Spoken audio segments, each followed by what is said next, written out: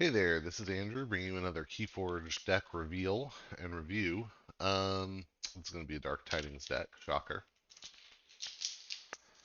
I actually have some Coda ones recorded that I'll probably get around to uploading, just saving them for a little while, because I think most of us are more excited about Dark Tidings right now. So there you go.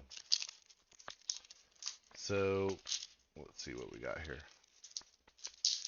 This one is called Aurgiant. I think Aurgiant could be Argiant, but I'm saying Aurgiant. Mirage Time Stopper. Uh, I'm gonna guess Logos, Star Alliance, and Shadows.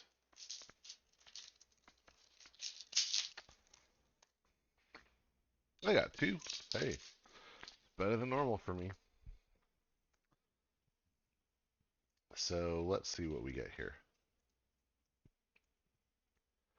In Logos, I'm definitely hoping for acceleration. In Sanctum, Sanctum Dark Tidings is really interesting because it can be. It seems like it can be very oppressive. However, it's very susceptible to board wipes because uh, it, there aren't there are barely any wards in this set, and um, so you just can't guarantee that you're going to keep the Sanctum board around, but in a pinch it can be very useful. So we'll start off with Logos. All right, Isotropic Core, that's an interesting one. It's an artifact with a bonus amber. It's an item, and it says that each friendly creature gains hazardous. Um, okay. Oh, then we have Novu Archaeologist, a 4-power cyborg scientist with action. Archive a card from your discard pile. Bilge Warden is a 2-power human scientist with play Reap. If the tide is high, your opponent raises the tide. Otherwise, you raise the tide. You can get interesting effects out of this. Mostly to raise, if you can raise the tide with it, great. You don't necessarily want to be raising the tide for your opponent. Edai is a 3-power AI scientist with play Archive a card. And it also says that your opponent's keys cost +1 for each card in your archives. Uh, Edai, just a lovely card. Glad to see two here. Maybe I'll get three. I got three. Hey, is this my first time ever opening a three Edai deck? It's definitely, yeah, I think it might be. Um, all right, I'm excited about that. So, okay, why is this cool? The reason it's cool to have multiple Edais is because they stack, right? Each one of them is archiving a card. Archive is a great effect. And on top of that, they're holding off your opponent's key forging while that's going on. Um, Isotropic Core gives them a little bit of protection, but I don't.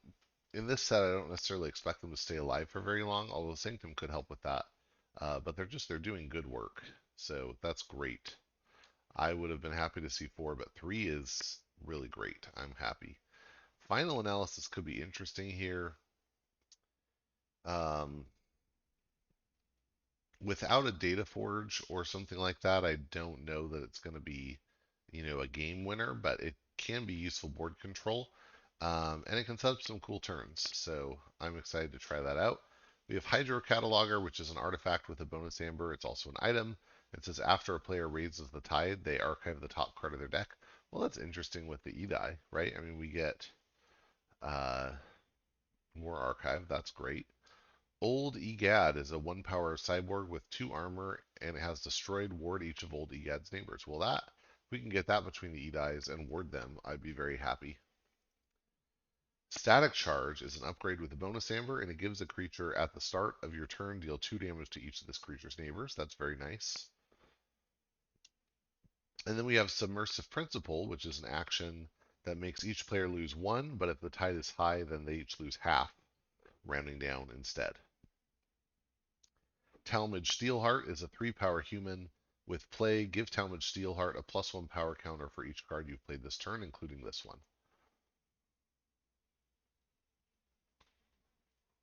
Okay, so that's interesting. I mean, final analysis could be an interesting way to just burst ahead and try to recover from a bad situation.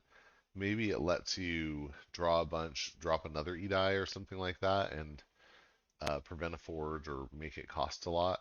And depending on what's in the other houses, it could be a way to accelerate toward an end state. Obviously, it does destroy the opponent's creatures as well, um, and draws them cards. That's the rough part about it, but it can be very good. So we'll see how that works out.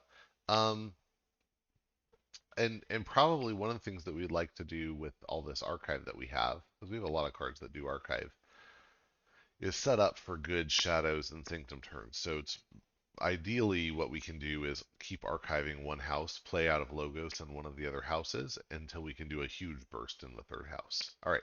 So going into Sanctum here, Corpulent Collector is a fun card. It's a 7-power human. It says play, capture all of your opponent's amber, deal 1 to the Corpulent Collector for each amber on it. I've had this work out really well. Usually you can play at a good time where it captures some, it gets some damage. Sometimes there are ways to even get value out of the damage, like if you have it next to a oh, what's the dog? I forget the dog's name. Um, Not you, dog. This dog. Anyway, it can be really good. Obviously, if your opponent has more than 7, it's just going to die, so you got to be aware of that. Unless you have other ways of giving it armor or things like that. Barrister Joya is a 5-power human knight with 1 armor that says enemy creatures cannot reap. That is a great, strong effect. First or last, interesting. It's an action when you play it. You choose one. You purge either each creature with the highest power or each creature with the lowest power. Really nice board control, and you can always pitch it. You can discard it if you need to, but really nice if you can use it well.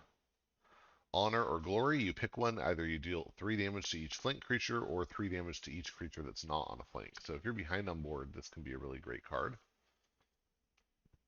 Or if you just have big armored board, which, again, somewhat likely. Radiant Truth. Again, if you're dealing with a big board, this is perfect. It's an action with a bonus amber. When you play it, you stun each enemy creature that's not on a flank. Very useful. General Salvador is a 4-power human knight with 2 armor. It enhances with 2 captures, which we have not seen yet on these cards. So we'll see where they land. And it's just a big body. Marshal Ewer is a 4-power spirit knight with 2 armor. When you play it or when it fights, you raise the tide. Oh, we have Strange Ordination, which is an action with 3 bonus pips, but you can only play it if the tide is high.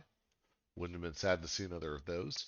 We have, let's see, 4 pips so far in Sanctum. I think there were, I guess 3. I was going to say 4, but 3 in Logos. So a little behind, but doing okay. Taxing Journey is an action that says a friendly creature captures an amber, and each of its neighbors that shares a house with it also captures 1. That's really nice. 2 of those. That's good. Good amber control. We do have Urian the Circumspect. He's a 3-power human knight with 1 armor. After he reaps, you gain amber equal to his armor. Also, very, very nice effect if we can add more armor, which I have not seen a way to so far. So we'll see how that works out. Got 2 of those. Would love to have a Larry, but nope, no Larry. So those are going to really be like reap gain 2, or reap gain 1, essentially. Um, Yeah, no way to boost the armor. And no taunt, unfortunately, in here. So that's going to be a little bit of a problem for the Edais. Alright, going into Shadows. Finishing Blow is an excellent card.